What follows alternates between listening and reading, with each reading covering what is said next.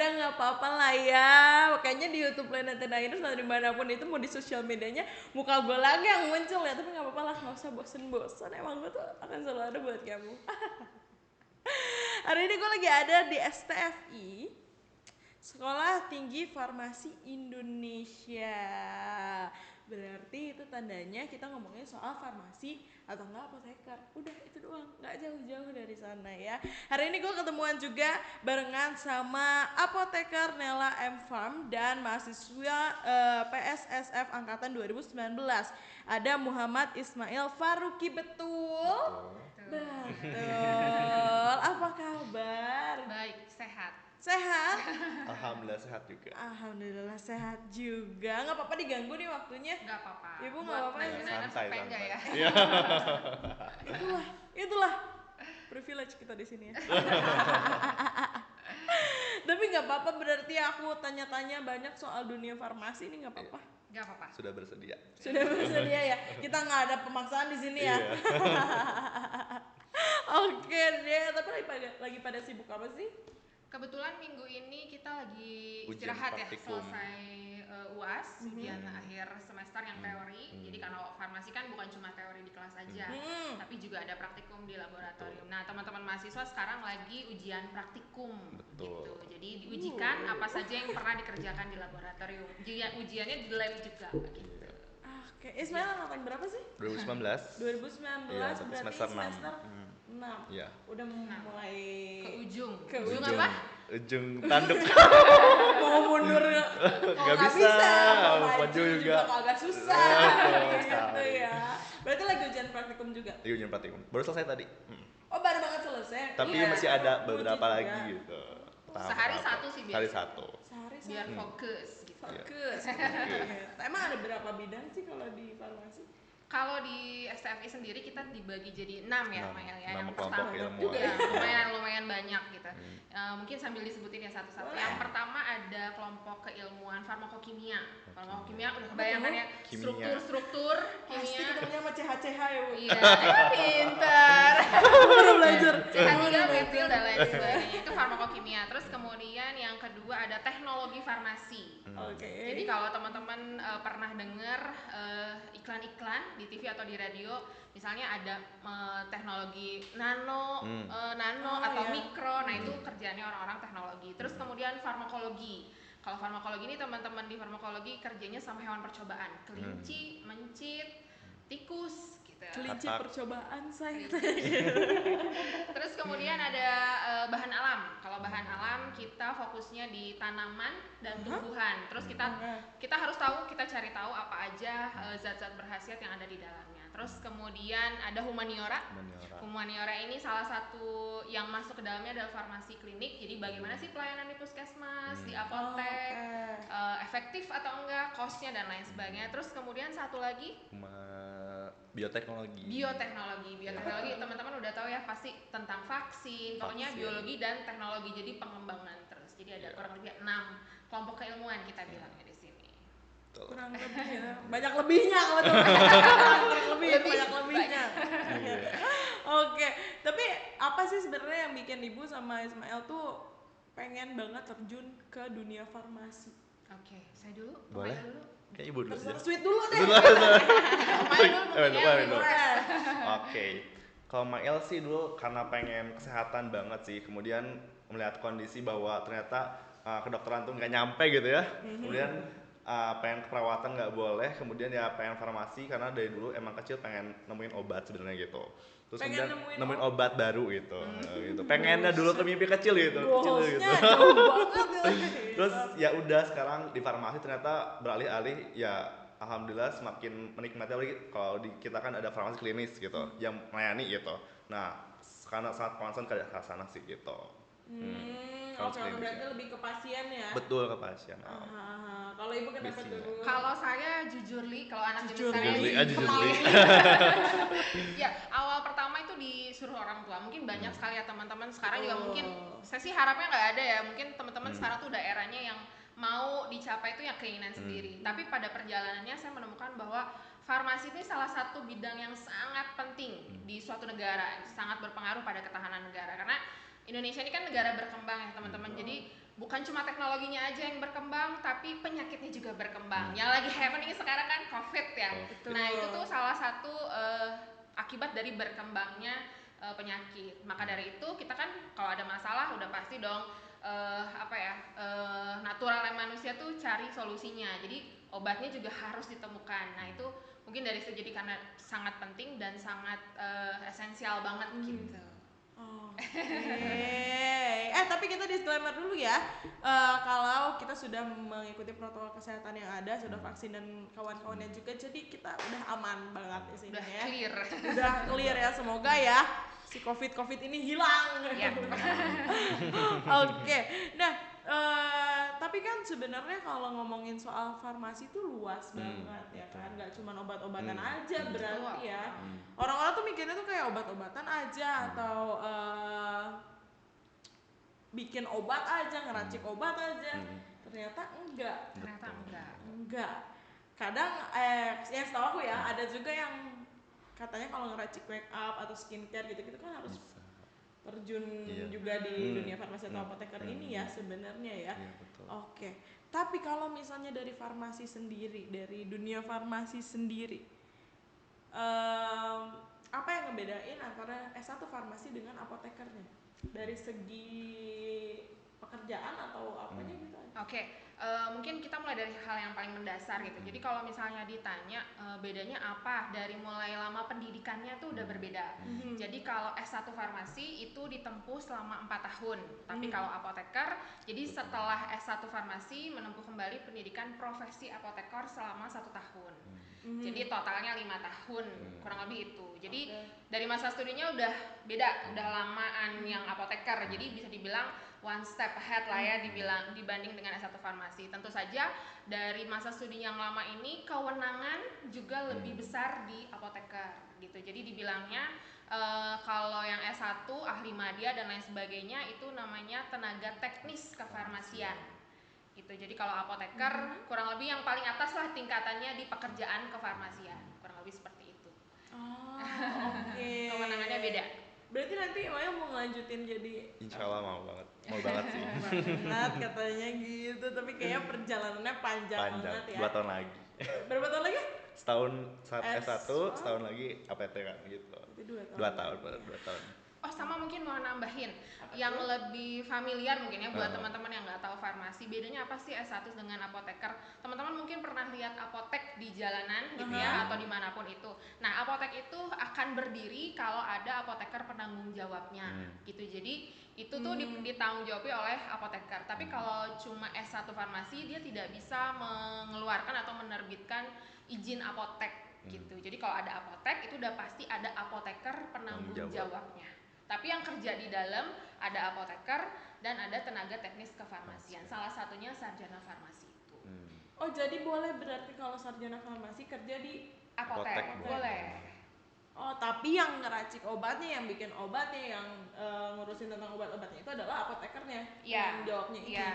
Nah, dari mulai pengadaan, pengelolaan itu bersama-sama. Jadi bedanya kurang lebih kalau misalnya apoteker itu bisa menyampaikan informasi obat ke pasien langsung, tapi kalau tenaga teknis nggak boleh. Misalnya kan kalau ke apotek, Bu ini diminumnya sehari berapa kali, nanti efek sampingnya dan lain sebagainya, itu tugasnya apoteker. Tenaga teknis itu nggak boleh. Gitu. Itu yang paling mencolok. Ya. Jadi yang kita temuin di apotek itu sebenarnya adalah apoteker. Betul. Harusnya seperti itu. Oke, apotek yang benar adalah yang kita temuin itu isinya adalah apoteker, bukan yang lain-lainnya. Tuh, baiklah. Tapi kalau misalnya kita ngomongin soal obat, obat itu kan maksudnya banyak ya macem-macemnya, ya kan? Isinya juga banyak. Betul. Racikannya apalagi. Yang paling susah bikin obat itu bikin obat apa? Ngeracik obat apa? Nah, yuk. Based Ayo on praktikum experience. dong. Praktikum dong. Sebenarnya kalau dari tahapan-tahapan lebih dari segi bangunan dan sebagainya itu steril sih. Steril itu kayak misalnya sediaan suntikan, sediaan infus, kemudian sediaan obat tetes mata, obat tetes telinga gitu. Itu kan sulit karena memang kita kalau di industri itu bakal ada ruangan-ruangan tertentu gitu. Kalau ruangan A buat apa, ruangan B buat apa itu ada masing-masing tertentu. Tapi kalau dari segi susahnya tiap orang beda-beda kan ya. Cuman menurut saya itu sih karena dari segi industri harus fokus juga gitu. Steril tuh dari ruangan harus beda-beda gitu. Gitu sih menurut saya. Jadi yang steril itu itu ya. menurut saya susah sih. Yang langsung di inject ke peredaran darah. Betul. Kalau tablet kan kita minum nih lewat saluran pencernaan, maksudnya kayak barriernya masih panjang nih ke saluran ke peredaran darah. Tapi kalau injeksi itu kan dia langsung masuk ke pembuluh darah. Jadi kalau salah-salah efeknya bakal fatal banget. Perhitungan juga panjang banget ya, ya Bu ya. Ada tonisitas, Tapi kalau apoteker gitu itu berhak nyuntikin atau gimana? Oh enggak, kalau nyuntikin itu perawat dan dokter. Oke, jadi hanya meracik si isinya aja. Betul. Oh gitu. Kalau menurut Ibu yang paling susah selama terjun ke dunia apoteker? Yang paling susah dibikin, salah satunya itu tadi sediaan steril kita bilangnya, dan mungkin juga sediaan antibiotik ya, karena antibiotik dan hormon, karena kita kerja sama zat-zat kimia yang bisa berpengaruh pada tubuh kita gitu. Jadi misalnya produksi hormon pria nih, misalnya satu pabrik ada produksi hormon untuk pria. Nah, itu proteksi buat kita sebagai sebagai pekerja tuh harus sangat baik, karena kalau misalkan salah-salah kepapar, kita nanti terpapar hormon pria jadi kumisan. Mau tanya, ini pertanyaan pamungkas. Ini aku, teman-teman gue pada di sini tuh pada nanya. Misalnya nih Bu ya. Apa tuh? Ini kan kita sakit gigi nih ya. Sakit gigi dong. Terus kita minum obat. Masuk dong ke tubuh kita. Betul. Ya kan? Kenapa sakit giginya bisa sembuh padahal obat yang masuk ke tubuh? Oke, bisa jelasin? Bisa sih, Ini karena sih. kan itu biasanya kan paracetamol ya, ataupun obat-obat yang ke saraf gitu ya.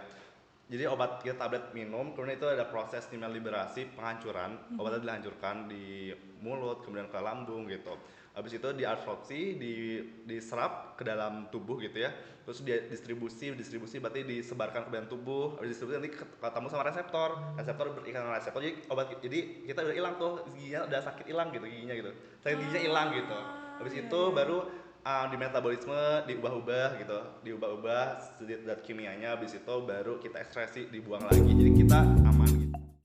Kalau yang normal tuh setahun 2 kali ya. Jadi per 6 bulan. Per 6 bulan. Jadi teman-teman juga karena masih muda-muda nih, harusnya dicari tahu juga ada nggak sih riwayat penyakit degeneratif dari orang tua, turunan dan lain sebagainya. Kan sekarang nih berkembang semua ya, makanan dan lain sebagainya. Pokoknya penderita diabetes jantung tuh lebih ke yang umurnya muda-muda, 30 tahunan udah diabetes dan lain sebagainya. Itu kita penting tahu ya, bukan nakut-nakutin, karena biar kita semakin cepat tahu, semakin kita juga bisa cari solusinya gitu. Jadi jangan pas sudah kena sakit, aduh saya mati. Kan itu kena nih psikologis, penyakit jadi sembuhnya lebih lama gitu. Jadi dianjurkan sih 6 bulan sekali dan tahu riwayat keluarga. Tapi kalau aku sering deg-degan ngelihat dia itu kenapa? Itu beda lagi. Pokoknya normal. Oh sama. Kalau suka salting gitu. masih normal. Oke, berarti emang kalau misalnya nih aku sakit kepala atau aku sakit gigi, obat yang aku pakai bisa aja beda sama obat yang temanku pakai. Betul sekali. Bisa. Itu ditentuinnya dari mana tuh? Oke, Maya mau bantu jawab? Tentunya tergantung, sebenarnya kalau ini mau ngasih info juga sih, kayak di luar tuh kalau misalnya dokter tuh diagnosis doang gitu. Kemudian nanti apoteker tuh menentukan obat-obatnya. Misalnya di rumah sakit, jadi bukan dokter yang nentuin dokter nulis resep, temen atas rekomendasi apoteker sebenarnya. Itu harusnya. seharusnya seperti itu ya Bu ya. Tapi di Indonesia masih kebanyakan dokter yang masih nulis resep itu.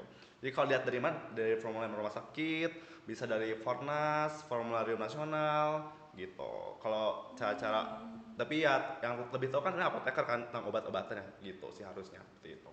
Oke, berarti sebenarnya dokter tuh nggak cuma didampingin sama nurse doang, Perawat doang, ya, betul, tapi apoteker juga. didampingin sama apoteker juga. Kayaknya harusnya setiap satu pasien tuh pas dicek sama dokter harusnya ada apoteker juga ada, ya. betul. Ya, jadi kalau di rumah sakit tuh kan kalau pasien rawat inap tuh ada namanya visite. Ya, Jadi visite, jadi dokter, kunjungan, perawat sama apoteker tuh datang, ngelihat, nge-maintain gimana udah perkembangan dan lain sebagainya. Itu namanya visite. Visit mungkin ya. Visit ya. Ya. Emang bisa di visite. Iya.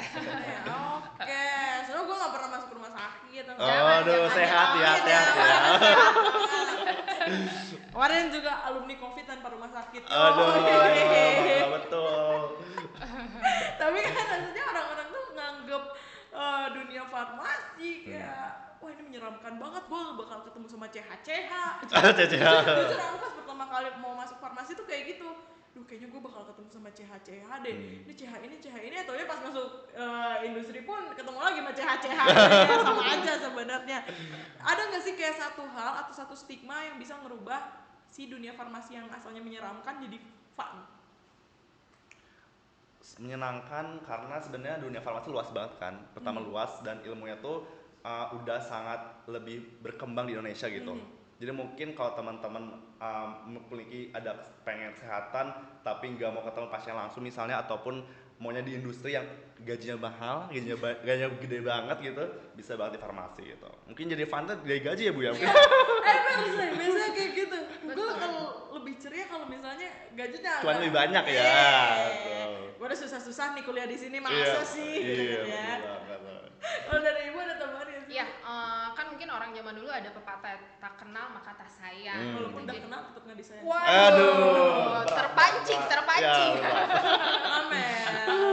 Iya, jadi tipsnya buat teman-teman adalah cari tahu dulu lulusan farmasi itu ada di mana aja, ada di lini pekerjaan mana aja. Karena nggak selalu di laboratorium, nggak selalu di rumah sakit, nggak selalu di apotek gitu ya. Ada juga di lini-lini pekerjaan yang lain gitu. Nah kalau teman-teman tertarik, tapi saya nggak mau di situ bisa difokuskan gitu. Sekarang juga kan tadi yang udah disebutin di awal 6 kelompok keilmuan itu justru sudah sangat mengkelompokkan kita gitu. Tapi ya selama S1 farmasi semua SKS harus diselesaikan dengan baik gitu. Tapi kan berarti kalau farmasi itu kan bisa bikin make up sama skincare ya. Ibu pernah nggak bikin Bu? Atau mahasiswa di sini pernah? Pernah lah. Ada matkul kosmetologi namanya. Emang kosmetologi. Jadi kosmetologi itu ilmu mempelajari kosmetik gitu, dari formulasinya, dari kemudian evaluasinya, dari kemudian perencanaan buat bikin kemasan, bahkan kemasan pun kita buat gitu. Desain kemasan buat. Dipikirin juga. Iya betul, dipikirin juga. Dipikirin dibikin sama ahlinya juga berarti. Iya, mungkin bekerja sama dengan desain grafis ya, cuman ya kita harus tahu juga ketentuan-ketentuan dari pusat tuh gimana gitu. Iya. Mungkin nambahin. Jadi farmasi itu terkenal dengan bukan slogan ya, kerjaannya yang dari hulu ke hilir gitu. Jadi dari hulu ke hilir itu dari mulai menemukan senyawa aktifnya apa, mengembangkan, terus kemudian memformulasikan, bikin sediaan obatnya, sediaan kosmetiknya, terus mengevaluasi, memproduksi, memperbanyak sampai mendeliver, sampai memberikan ke pasien, itu kerjaannya farmasi. Gitu. Jadi kalau tadi Mail bilang sampai dusnya juga kita bikin, sampai logo dan lain sebagainya, betul, itu kita kerjakan. Di laboratorium juga teman-teman yang belum TA ngerjain. Jadi basic-basic kita pernah bikin ya, lotion, krim tuh dibikin. Dan teman-teman yang TA juga bikin kosmetik, terus kemudian peel off ya, masker peel off dan lain sebagainya, itu base-nya senyawa-senyawa kimia dari bahan alam. Pantesan ya saya anak-anak farmasi apoteker mukanya mulus-mulus. Aduh. Soalnya udah tahu ini kandungan yang nggak cocok buat muka gua apa ya. Gitu. Kandungan ini sama kandungan ini boleh nggak ya disatuin? Betul. Dan mengenali kulitnya karena belajar juga anatomi fisiologi manusia. Betul. Gitu. Wow, banyak Komprehensif ya. ya. Sebenarnya kalau ditanya mata pelajarannya atau mata kuliahnya ini lebih ke mirip-mirip sama dokter ya. Bahkan lebih luas malah. Ya, betul sekali. Jadi basicnya kita belajar tentang dasar tubuh manusia itu seperti apa dan lain sebagainya. Terus kemudian naik lagi tingkat kita belajar tentang penyakit itu seperti apa dan lain sebagainya. Gejala juga kita belajar. Terus kemudian baru kita belajar obatnya. Setelah kita belajar obat, kita belajar tentang bagaimana obat itu bereaksi di dalam tubuh. Gitu. Udah pusing ya. Udah mabok duluan kayaknya ya. Jadi benar-benar komprehensif, kita tahu tubuhnya, terus kemudian kita tahu sediaan obatnya, terus kemudian saat obat itu masuk dalam bentuk apapun, gimana sih perjalanannya di dalam tubuh sampai dia memberikan efek dan keluar kembali di ekskresi. Tapi kan kalau bikin obat gitu tuh biasanya ini ya harus dicobain dulu sama hewan ya. Oh iya, Betul, ada betul. namanya uji. Pak, Ibu jangan ngomong gitu, angkat aja. Sambil dites nanti saya catat nilai. Lumayan. Nilai tambahan dari Aduh, dulu. betul. Ada uji Klinis, praklinisnya. betul, Itu ke hewan. yang itu yang bisa pakai tikus gitu-gitu Betul. ya. Ya. Nanti kalau udah oke, hasilnya baru ke klinis, Klinis ke 1. manusia. Makanya perjalanan obat sampai rilis itu puluhan tahun Puluhan lamanya. tahun harusnya. Harusnya. Ya. Nah, tapi kan kalau misalnya dari hewan, anatomi hewan kan beda berarti dengan manusia ya. Itu gimana ceritanya dari hewan dulu terus bisa langsung ke manusia? Ya, jadi kita pakai hewan-hewan percobaan yang mirip anatomi dan fisiologinya dengan manusia. Salah duanya adalah mencit dan tikus. Kurang lebih sama, misalnya contohnya lambung, pH-nya sama, atau misalnya ususnya sama, ada lapisannya, terus kita mungkin pakai liver, ada lobus-lobus dan lain sebagainya. Nah, gitu. Gak pernah nyangka kan? Kita mirip sama kita mirip tikus. tikus. Kita mirip tikus. Oh, dari segi pH dan lain-lainnya. Berarti yang dilihat tuh bukan kan kadang orang miripnya kenapa nggak dicobain ke orang hutan karena kan agak mirip ya maksudnya tuh bentukannya. karena ada tangan dan kaki yang sama gitu ya. Tapi kalau bisa jadi tikus kan beneran bentukannya beda banget. Iya. Tapi justru malah di dalamnya itu yang sama, hampir mirip sama manusia. Betul. Ya. Oh, ada alasannya ternyata kenapa tikus dipakai untuk uji praklinis. Dan lebih cepat berproduksi juga kan, lebih cepat beranak pinaknya gitu. Jadi Ada aturannya tapi Aturannya, ada kode etisnya. Kita ada kode etiknya, nggak Iya. bisa sembarangan. Gitu. Cara bunuh, cara ngasih obat dan lain sebagainya semuanya diatur. harus disayang-sayang dulu, digendong-gendong Iya. dulu. Tapi kode etiknya kayak gimana sih? Kode etiknya simpelnya sedikit aja kali ya. Jadi mereka itu kan kita bikin di kandang-kandang. Mereka tuh nggak boleh kehausan, nggak boleh kepanasan, nggak boleh kelaparan, nggak boleh stres. Jadi ruangannya tuh ber-AC, makanannya diatur. Ya betul. Sebelum dislokasi kita bilangnya, bukan dibunuh, dislokasi. Dislokasi. Sebelum kita ambil efek-efek dari obat yang kita kasih, harus diperlakukan semanusiawi mungkin. Jadi kan kalau manusia dicubit juga nggak mau, jadi kita nggak boleh kasar-kasar. Jadi masih ada hak untuk hidupnya ya hewannya Iya, ya. betul gitu ya. Iya. Oke, banyak ternyata pembelajaran di dunia farmasi ini ya. Tapi mungkin ini adalah beberapa pertanyaan terakhir dari aku karena di luar sana tuh banyak sebenarnya yang pengen untuk terjun ke dunia farmasi. Cuman ya tadi stigmanya masih banyak juga yang sama kayak aku. Gila, nanti gue ketemu sama zat kimia ini, gue ketemu sama zat kimia ini, nanti disatuin jadinya apa dan lain-lainnya. Semua kekhawatiran itu pasti ada dong Bu. Maksudnya Mail juga terjun ke sini pun kayaknya masih ada kekhawatiran itu ya. Iya, betul. Nah, apa sih yang pengen disampaikan untuk teman-teman di luar sana yang memang masih takut loh untuk masuk dunia farmasi? Dari siapa dulu nih? Dari Mail dulu kali ya? Boleh, Ya, boleh. boleh. Sebenarnya kalau teman-teman suka banget sama sains dan senang banget sama mata pelajaran FIKIBI, matematika, fisika, kimia, biologi, itu semua ada di farmasi gitu. Dari biologi, fisika, kimia, kemudian matematika itu ada semua. Terus karena memang aku penggemar sains banget nih gitu ya. Jadi kalau teman-teman memang penggemar gitu ya, menurut aku ya gaskeun aja gitu farmasi karena gitu. Karena kalau lihat dari matkulnya bakal banget ketemu sama insight-insight baru sih gitu. Dan itu banget sangat bikin ternyata ini ya, ternyata ini ya, ternyata ini gitu. Menurut aku sih. Oke, kamu berarti suka matematika, fisika Iya, gitu? suka sih dari dulu. Jarang ya. Kameramen gua apa banget? Apa nih?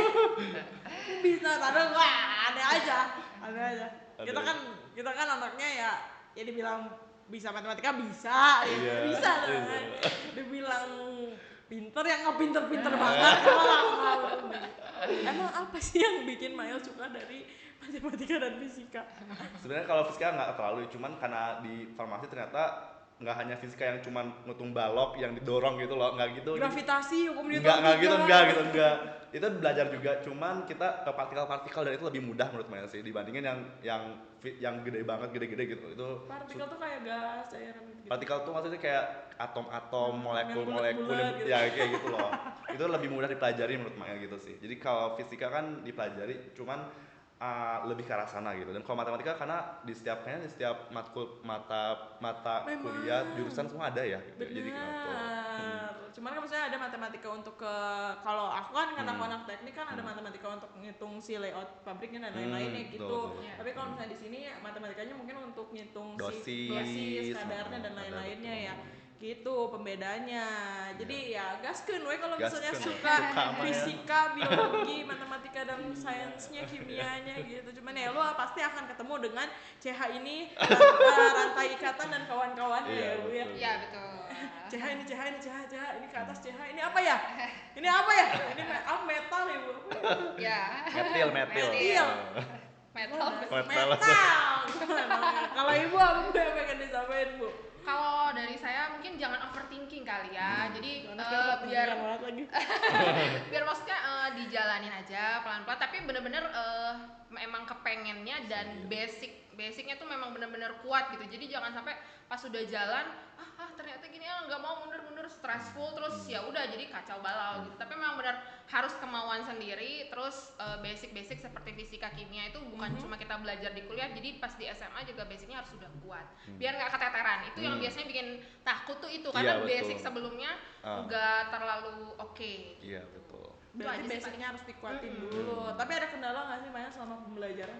Waktu praktikum aja sih, Kenapa karena praktikum kan ada jurnal tuh. Jurnal tuh berapa halaman, 10 halaman misalnya gitu ya. Kita tulis tangan. Nah, itu kayak itu beban banget sebenarnya sih. Cuman ya udah karena itu mempersiapkan kita juga sebenarnya buat praktikum gitu. Jadi ketika praktikum kita udah siap buat ditanya-tanya sama aslab gitu, ditanya sama dosen, dan ketika praktikum juga kita ngerjain gitu. Jadi lebih mudah juga sebenarnya kalau praktik hari H-nya gitu. Tapi hari H-nya itu sih ya agak repot ya Bu ya.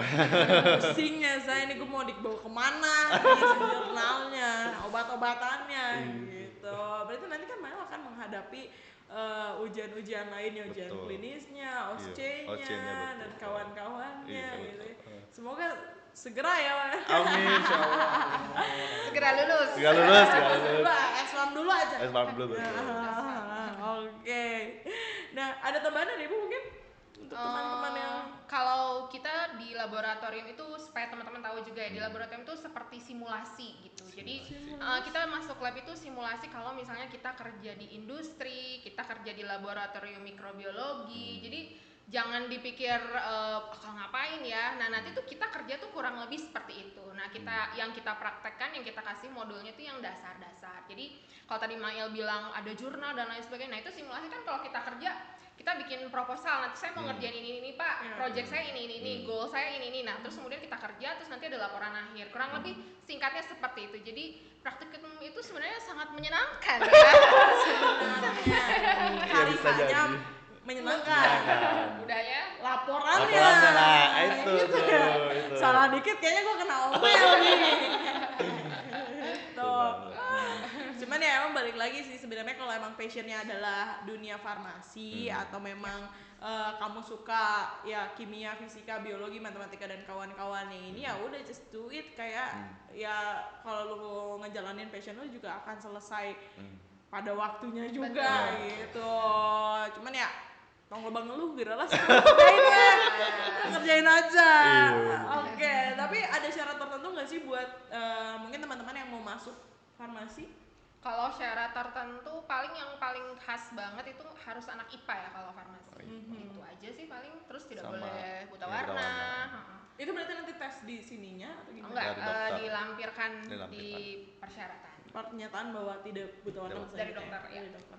Oh gitu, IPA terus ada persyaratan tidak buta warna. Udah aja itu aja. Ya itu aja. Paling yang ngikutin USM atau saringan yang ada di sekolahnya masing-masing.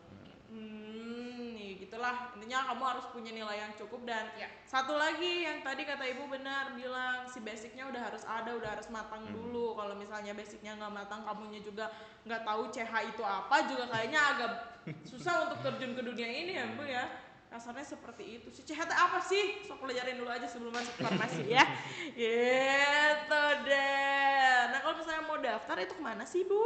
Teman-teman bisa masuk ke website kita di www.stfi.ac.id. Tapi saya dikasih contekan nih, kita ada 6 jalur ya. Jadi yang pertama ada USM, ujian saringan masuk. Itu seperti biasa aja. Jadi nanti ada pengumumannya, dibuka gelombang dan lain sebagainya. Jadi ujian gitu ya, kayak seperti biasa nanti diumumkan. Terus kemudian ada jalur lapor ya. Jalur lapor ini teman-teman nanti bisa lihat di web persyaratannya udah jelas lah ya. Kalau rapor, nilai rapornya nih selama SMA Ada maksimalnya Bu? ada minimal dan maksimal kalau nggak salah 80 atau 75 gitu ya, berapa. Terus kemudian ada jalur prestasi atau anak guru atau anak dosen. Kalau prestasi teman-teman dilihat prestasinya selama SMA. Jadi udah pernah ngikutin lomba apa aja, tapi itu harus tingkat regional ya kalau nggak salah. Terus kemudian kalau anak guru atau anak dosen harus ada keterangan, surat keterangan anak bahwa dia adalah anak guru atau anak dosen. Terus kemudian juga ada prestasi tahfiz Al-Quran ya. Jadi selama di SMA, selama di SMA ada nggak prestasi mengenai tahfiz ini? Terus kemudian juga tidak mampu, jalur tidak mampu, dan RPL atau rekognisi pembelajaran lampau. Kalau yang ini buat teman-teman dari D3 mau melanjutkan ke S1. Jadi banyak cara masuknya untuk masuk ke STF ini, tenang aja gitu. Cuman ya basicnya tadi kamu udah harus tahu sih basic tentang kimia, biologi, fisika dan lain-lainnya, syarat tidak buta warna sama IPA. Paling penting. Ya lu belajar sejarah, lu masuk farmasi gimana sih? Nanti kita belajar sejarah juga ya Pak ya. Sejarah juga. Farmasi ada juga. Ilmu farmasi. Oh, maksudnya kalau sejarah ini sejarah kemerdekaan Indonesia di sini kan agak aneh. Iya nggak ada. Sejarah farmasi juga belajar. Banyak kan itu. Iya, sangat banyak. Banyak. Oke, terakhir Bu sama Mail ajakin dong teman-temannya buat masuk ke STFI farmasinya ini.